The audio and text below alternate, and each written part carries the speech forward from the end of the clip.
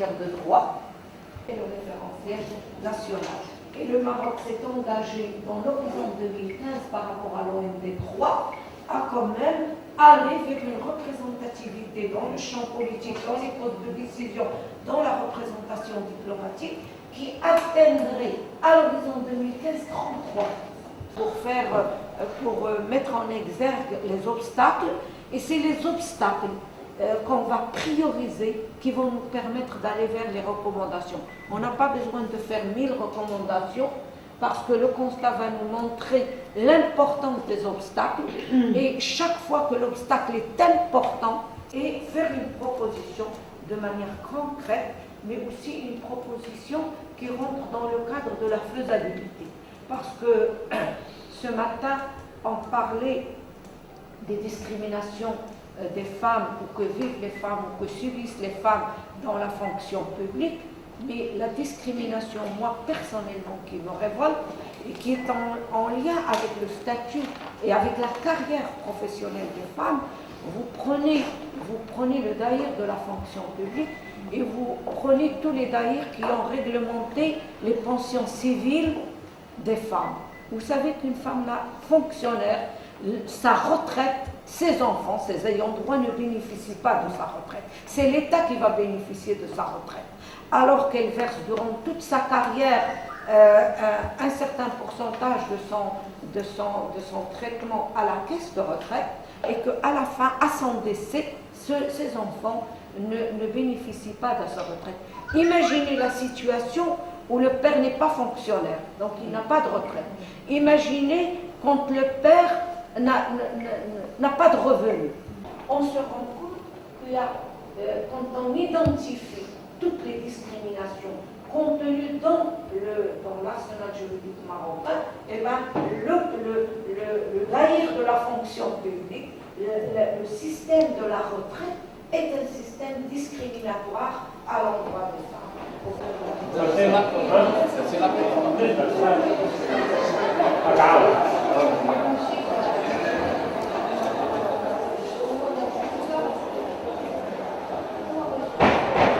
Marocaine, mais aussi de toutes les femmes. Légitimité de cette revendication de la part des femmes et hommes de ce ministère qui a un statut très très particulier. Je voudrais rappeler ici que la première femme ambassadeur au niveau du monde arabe était marocaine, la princesse Lalla Aïcha.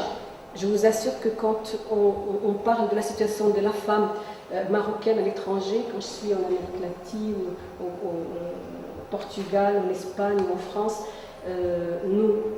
je frime, nous les femmes, nous frimons, hein, nous évoquons justement ce cas-là de la première femme ambassadeur marocaine.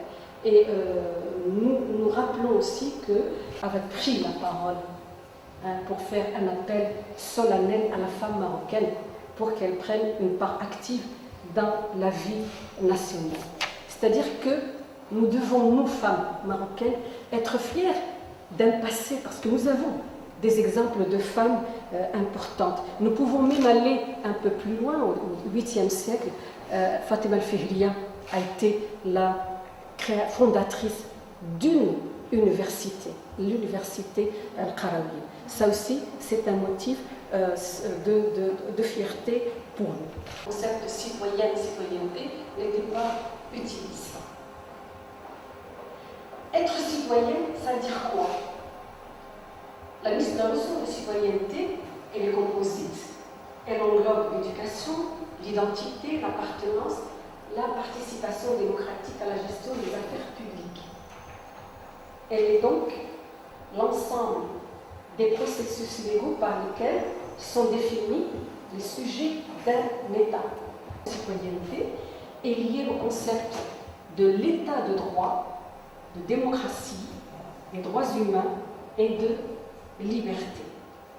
Si pendant les années de plomb chez nous, au Maroc, cette idée-là avait été éclipsée, aujourd'hui, le concept de citoyenneté est présent à la fois dans les discours des partis politiques, dans les discours des débats académiques, dans les débats académiques et les débats de la société civile. Ce fait-là, nous devons obligatoirement aux actions, aux efforts réalisés au Maroc pendant des décennies. Que les objectifs n'ont pas été tout à fait atteints. La conférence de Pékin avait établi un programme d'action et avait défini 2 objectifs stratégiques dans ce domaine-là, rapport femmes et occupation des postes de décision. Le premier objectif stratégique, c'était d'assurer aux femmes l'égalité d'accès et la pleine participation aux structures de pouvoir et de la prise de décision. Deuxièmement, renforcer les capacités des femmes pour leur permettre de participer à la prise de décision, d'exercer des responsabilités. On y demandait justement au gouvernement et aux partis politiques de réaliser l'égalité d'accès des femmes aux structures de pouvoir et aux postes de décision, aux besoins par des objectifs chiffrés et des mesures de ce qu'on appelle la discrimination positive. Internationale de la femme, on peut lier la question de la citoyenneté au Maroc aussi aux textes, aux traités internationaux consacrant le principe de la participation égale des femmes et des hommes dans les structures de pouvoir et de la prise de décision. Il y a la Charte des Nations Unies, la Déclaration universelle des droits de l'homme et la Convention des Nations Unies sur l'élimination de toutes les formes de discrimination à l'égard des femmes. Le Maroc a souscrit à tous ces textes-là et nous savons que le Maroc, malgré le retard accusé, 10 ans, le Maroc a pris 10 ans, attendu 10 ans pour ratifier la Convention des Nations Unies sur l'élimination de toutes les formes de discrimination à l'égard des femmes. Mais ça a été chose faite et quelque chose, un acquis, bien sûr, pour nous, les femmes. Ajoutons à cela toutes les initiatives onusiennes qui, l'ONU, les Nations Unies continuent donc à soutenir, à exiger au gouvernement de soutenir leurs femmes, soutenir les femmes et d'appuyer la consolidation des droits des femmes en général et de leur droit à occuper des postes de décision pour l'égalité des sexes et l'autonomisation des femmes, dont les priorités sont la promotion de la participation politique et le leadership des femmes, l'extension du pouvoir économique des femmes, mettre fin à la violence contre les femmes, augmenter la participation et la capacité de décision des femmes dans l'instauration et la consolidation de la paix, et soutenir les plans et les budgets nationaux pour la promotion de l'égalité genre. De la Moudouana qui ont débouché sur le code de la famille, nous devons évoquer le fameux plan d'intégration de la femme au développement du pays. Nous devons évoquer la Constitution, le système de quotas, le réseau dont nous a parlé Madame ce matin, le réseau de concertation interministérielle de l'intégration, de l'équité et de l'égalité, la stratégie nationale pour l'égalité des sexes, la journée nationale de la femme le 10 octobre.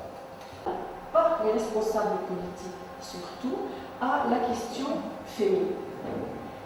Est-ce que cela veut dire que la femme occupe d'une façon satisfaisante pour nous, femmes, la position qu'elle mérite? Non, c'est cool. Là, il y a déjà beaucoup de gens apparemment.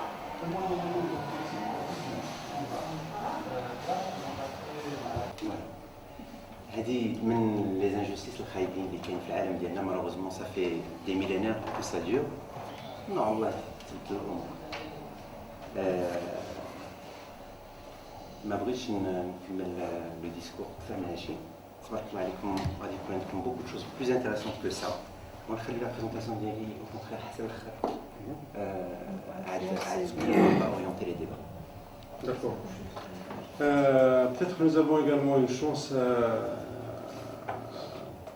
heureuse d'avoir avec nous un psychologue voir comment on peut gérer. C'est important. Et aussi la qualité de femmes qui sont sur place. Moi, lorsqu'on m'a proposé l'atelier, j'ai mûrement réfléchi, j'ai même refusé. Alors, pour vous dire, vous êtes en train de tourner.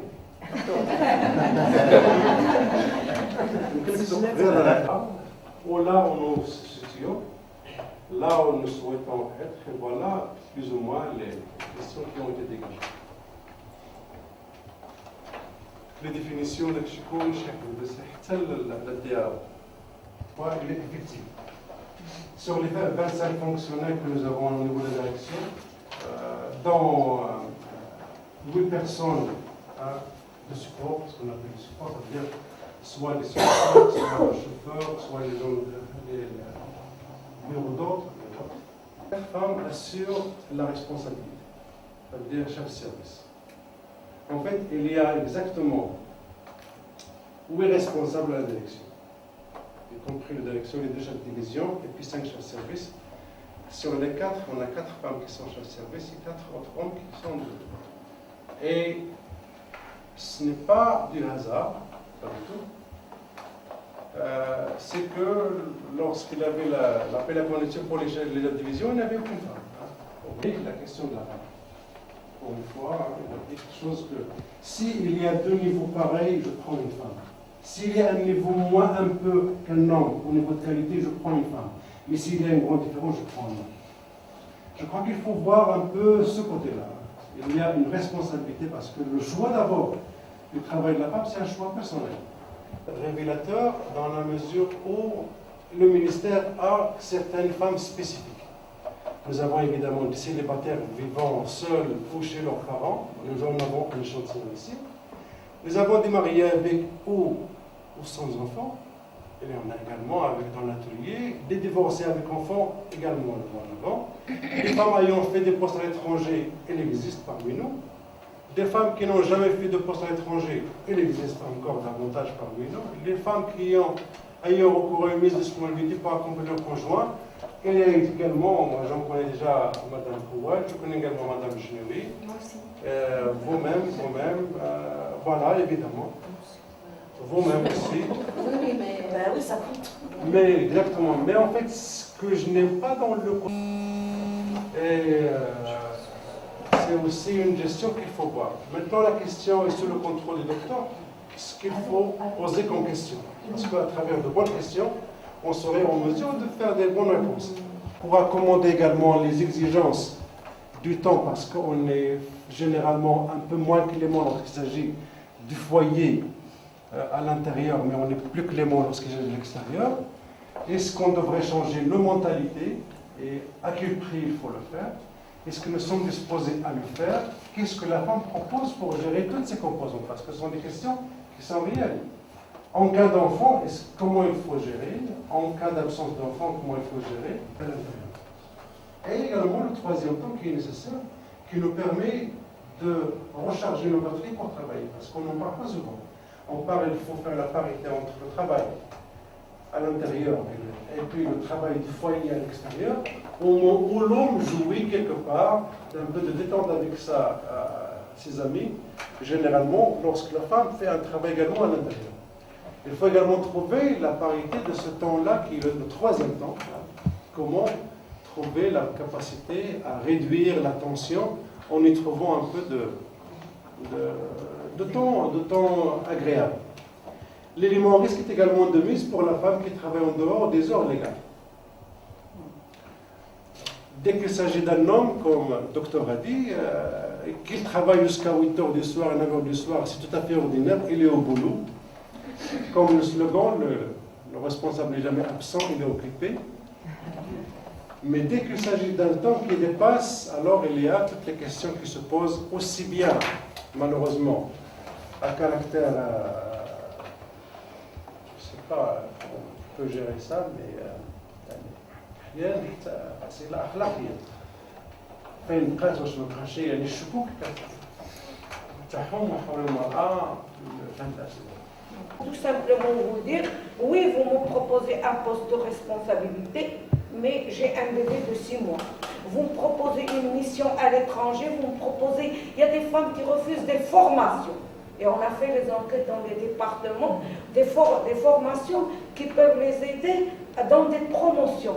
Elles refusent, alors que le mari n'hésite jamais à bénéficier d'une formation, parce qu'il n'a pas encore intégré dans sa tête que c'est une responsabilité parentale, que les enfants c'est la mère, que les enfants c'est la femme, que les travaux domestiques c'est la mère. Et donc c'est toute une déconstruction.